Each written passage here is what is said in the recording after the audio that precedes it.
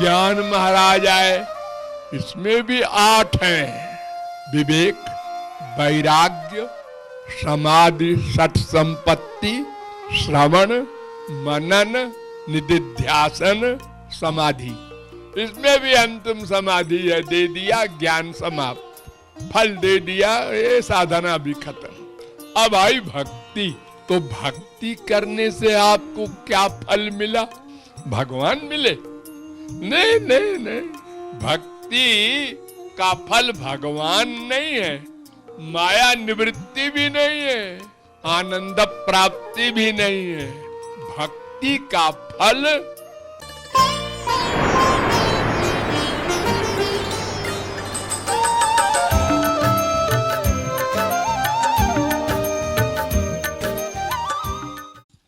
चार प्रकार के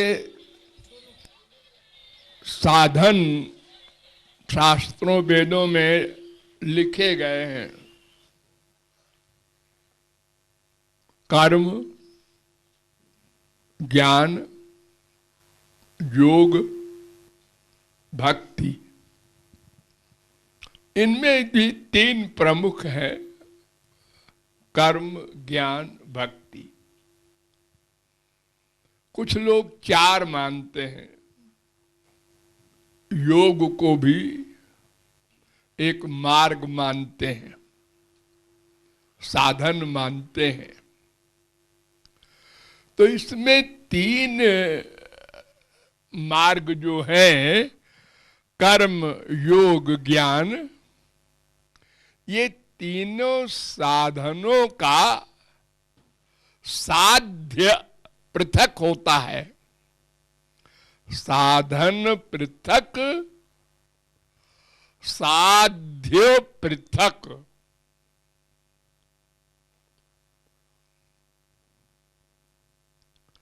संसार में जैसे आप लोग देखते हैं कि साधन पृथक होता है, साध्य पृथक होता है। क्यों पढ़ रहे हो? डिग्री मिलेगी। क्यों सर्विस कर रहे हो?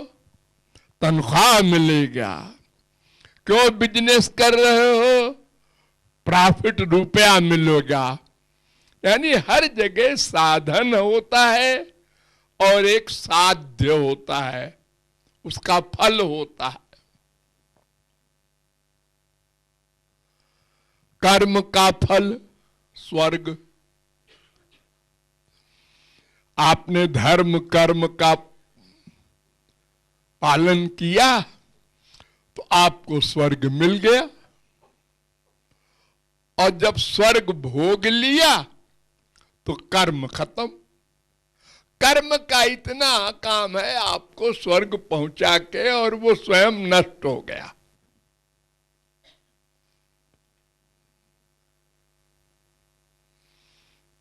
जैसे एक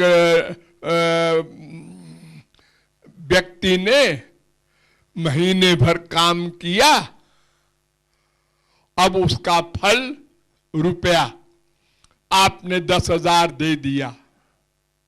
हाँ, अब वो दूसरे दिन आकर के कहे हमने 1 महीने काम किया था। अरे तो दे तो दिया 10,000, हो गया, बस जा, तेरे काम का फल मिल गया, अब काम खत्म, अब काम की बात मुझसे मत कर।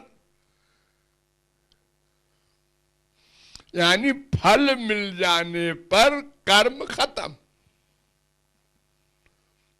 स्वर्ग दे करके कर्म धर्म मर गया।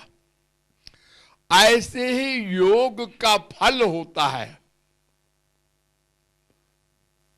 अणिमा लघिमा सिद्धि प्राप्त करना, और ना सुख ना दुख, ऐसी अवस्था में जीव पहुंच जाए।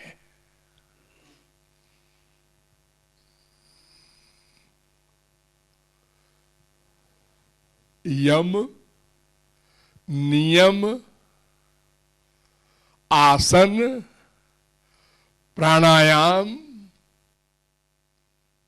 प्रत्याहार,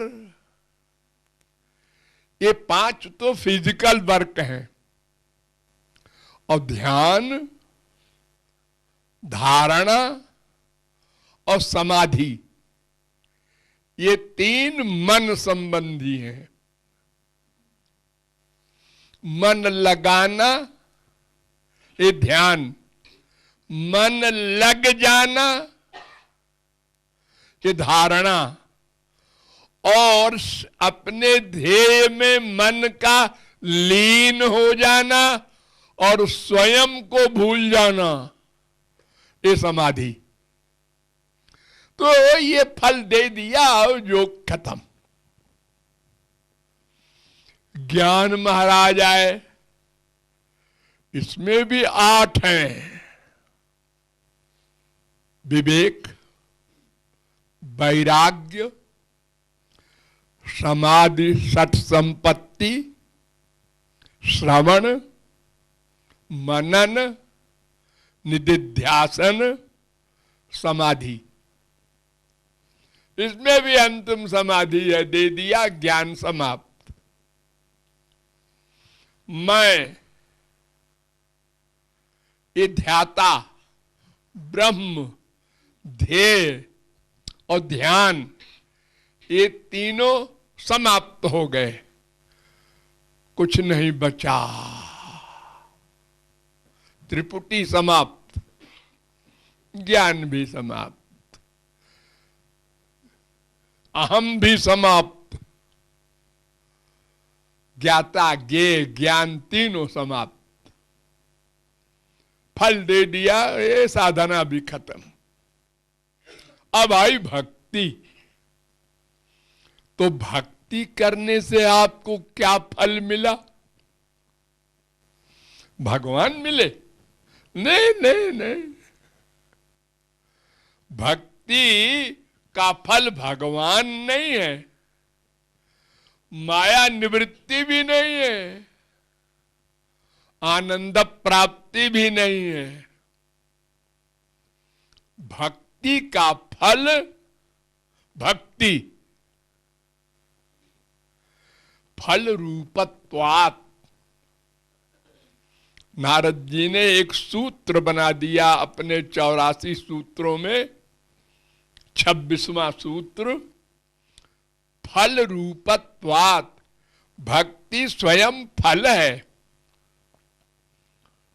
तुलसीदास ने भी लिख दिया, साधन साध्य राम पग नेहू। साधन भी है, राम पग नेहू साध्य भी है। अलग साध्य नहीं है, उसका फल अलग नहीं है। भक्ति से क्या मिलेगी? भक्ति। और भगवान, वो तो अपने आप मिलेंगे। जब भगवान मिलेंगे तो उन्हीं से तो भक्ति मांगी जाएगी। फिर क्या होगा? बट फिर भक्ति भक्ति रहेगी अनंत काल तक, प्रारंभ से लेकर अनंत काल तक। साधन भक्ति, भाव भक्ति, प्रेमा भक्ति, स्नेह भक्ति, मान भक्ति, प्रणय भक्ति, राग भक्ति, अनुराग भक्ति, भाव भक्ति, महाभाव भक्ति, सदा भक्ति रहेगी। नारद जी ने पांचरात्र ग्रंथ में भक्ति की परिभाषा की। देवर्षे विहिता शास्त्रे भक्ति मुद्दिश्य या क्रिया सैव भक्तिरिति प्रोक्ता तया भक्ति परा भवेत।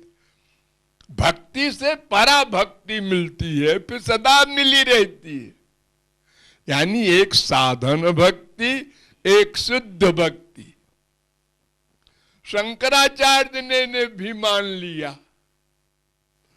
एवं कुर्वति भक्तिम कृष्ण कथा नुग्रहोत्पन्ना समुदेति सूक्ष्म भक्तिर।